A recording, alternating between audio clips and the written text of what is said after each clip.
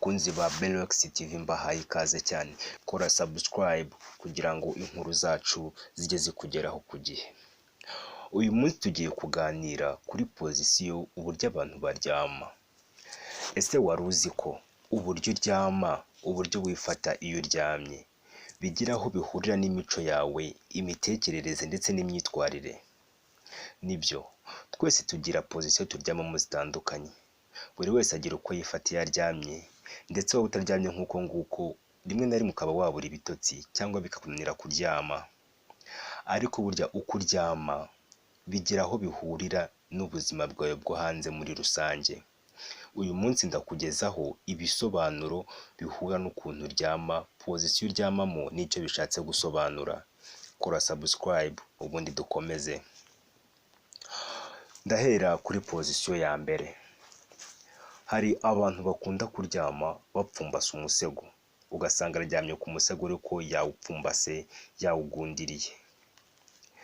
Ibi ngibi rero ikintu bishatse gusobanura, bene abo bantu bakunda kuryama gutyo ni abantu usanga baha agaciro umubano wabo n'abandi cyane, bakunda ubushuti, bashyigikira ubushuti, usanga ari abizerwa mu bandi.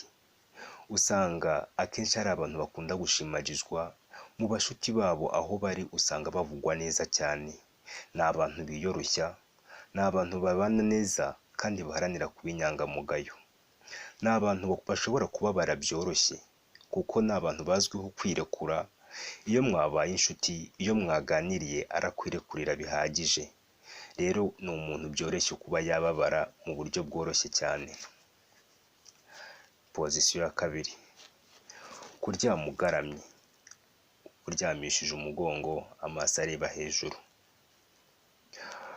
Iyi pozisiyo ikunda gukoreshwa n'abantu benshi cyane. Abashakashatsi, abahanga muri ibi ngibi bavuga ko iyi pozisiyo ishobora gukoreshwa mu kumara ububabare bw'umubiri, nk'igihe ufite umunaniro mwinshi, wananiwe ushobora gukoresha iyi pozisiyo uryama ukaruhuka neza. Aba bantu rero bakunda kuryama muri iyi pozisiyo usanga mu buzima busanzwe ngo ari abantu batuje cyane. Uba usanga ari umuntu utuje, umuntu utavuga byinshi, umuntu wiyitaho kandi nanone wigirira icyizere cyane.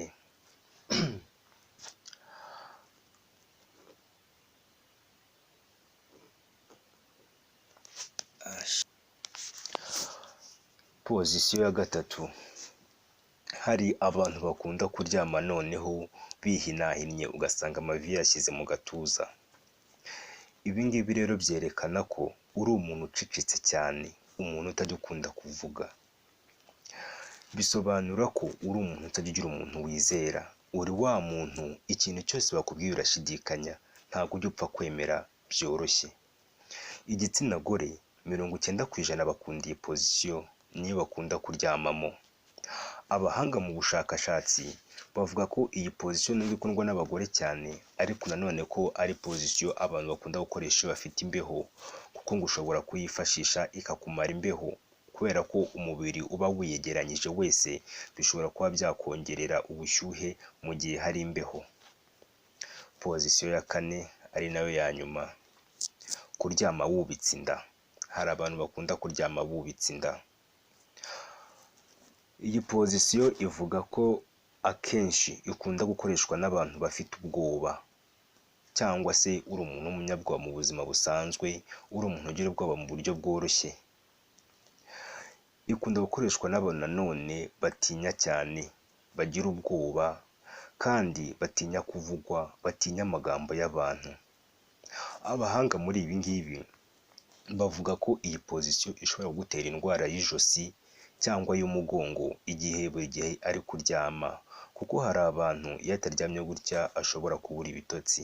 Rero abahanga bavuga ko iyo uryama gutya buri gihe, bakugira inama yo kuba washaka umusego, ariko nanone utari munini, umusego muto ugereranyije utazaguteza ikibazo, kuko iyo ukunda kuryama gutya buri gihe udakoresheje uwo musego, bishobora kukuviramo uburwayi bw'ijosi cyangwa bw'umugongo.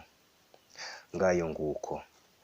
bitewe n'uko uryama, bitewe n'uko ukunda kuryama, ngira ngo wumvishije imico ikuranga.